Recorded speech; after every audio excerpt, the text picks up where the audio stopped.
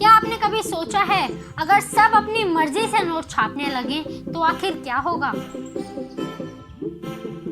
सरकार बहुत सारे नोट छापकर गरीबी दूर क्यों नहीं कर देती? नोटों की छपाई आखिर कैसे तय होती है?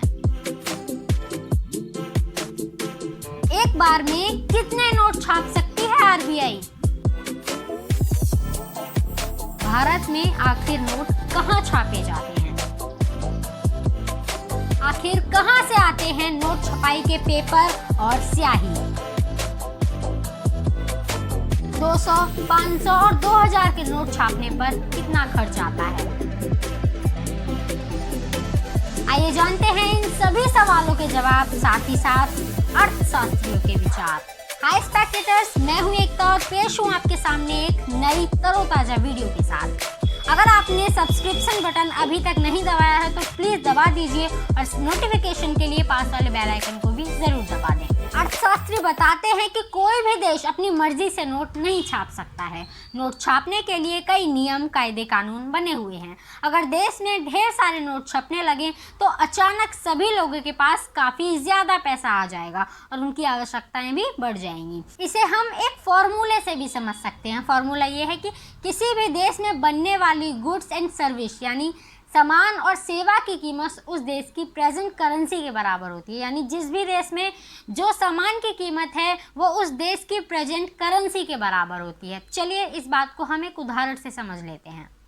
मान लीजिए सरकार ने खूब सारे पैसे छाप दिए और सबके पास अब लाखों करोड़ों रुपए आ गए हैं। तो अब मार्केट में एक ब्रश खरीदने जाएंगे जिसकी कीमत पहले 50 रुपए थी। अब वो दुकानदार उस ब्रश को 50 रुपए में आपको क्यों देगा? वहाँ वो पहले 5 रुपए बचा रहा था, तो अब उस ब्रश पर 5 रुपए बचाकर उसे क्या फायदा होगा? क्योंकि दुकानदार के पास अब तो लाखों करोड़ों रुपए आ गए हैं। तो इसलिए वो दुकानदार उस ब्रश की कीमत कई गुना ज़्यादा बढ़ा देगा और इसी तरह कच्चे माल से लेकर तैयार माल तक सभी चीज़ों की कीमत बढ़ेगी और देश में महंगाई आसमान छूने लगेगी। जितने पैसे छपेंगे चीज़ों के रेट उतने महंगे हो जाएंगे। यानी आज जो चीज़ 1 रुपये की है अगर 10 गुने नोट छप जाएं और यदि बाकी परिस्थितियाँ भी समान रहें तो वह चीज़ 10 रुपये की हो जाएगी। लेकिन उसी हिसाब से सैलरी मिलेगी, उसी हिसाब से बाकी खर्चे। इसलिए ही सरकार न एक निश्चित सीमा से ज़्यादा पैसे छापती है और ना ही कम। कुछ देश ऐसे भी हैं जिन्होंने नियम से ज़्यादा नोट छापने की गलती पहले ही कर दी है, जिसकी सज़ा वो आज तक भुगत रहे हैं।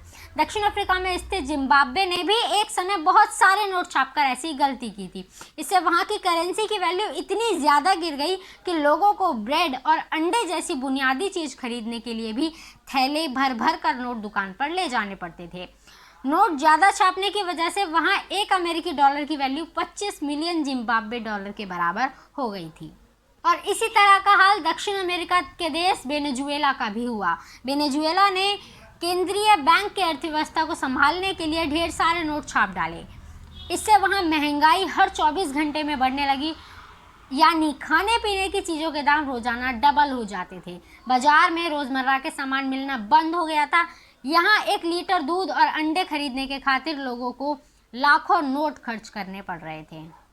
तो अब आप समझ ही गए होंगे कि आरबीआई ढेर सारे नोट क्यों नहीं छापती, क्योंकि अगर उसने ऐसा किया तो भारत का हाल भी इन्हीं देशों की तरह हो जाएगा। ऐसे में आप अंदाज़ा लगा सकते हैं कि सरकार नहीं चाहेगी कि भारत में ऐसी हालत पैदा हो। यही कारण है कि नोटों की छपाई हर चीज़ को ध्यान में रखकर की जाती है। आइए आपको बताते हैं नोटों को छापने के नियम क्या क्या हैं। किसी भी देश में कितने नोट छापने हैं यह उस देश की सरकार, सेंट्रल बैंक, जीडीपी, राजकोषीय घाटा और विकास दर के हिसाब से तय किया जाता है। हमारे देश में रिजर्व बैंक तय करती है कि कब और कितने नोट छापने हैं। नोटों की छपाई मिनिमम रिजर्व सिस्टम के आधार पर तय की जाती है। यह प्रणाली भारत में 1957 में लागू हुई। इसके अनुसार आरबीआई को यह अधिकार है कि वह आरबीआई फंड में कम से कम 200 करोड़ रुपए मूल्य की संपत्ति अपने पास हर समय रखे। इतनी संपत्ति रखने के बाद आरबीआई सरकार की सहमति से ज़रूरत के हिसाब से नोट छाप सकती है। भारत में नोटों की छपाई 4 प्रेस में होती है। महाराष्ट्र के नासिक और मध्य प्रदेश के देवास प्रेस में नोट छापे जाते हैं। सुरक्षा प्रिंटिंग और meeting corporation of India limited की देखरेख में यहाँ नोट छपाई का काम किया जाता है। इसके अलावा 2 अन्य प्रेस कर्नाटक के मैसूर में और पश्चिम बंगाल के सल्बोनिया में स्थित है। आरबीआई नोट मुद्रण प्राइवेट लिमिटेड के स्वामित्व में यहाँ नोट छपाई का काम होता है। इसके अलावा मुंबई, कैलकाटा, हैदराबाद और नोएडा में सिक्के ढालने का काम किया जाता है।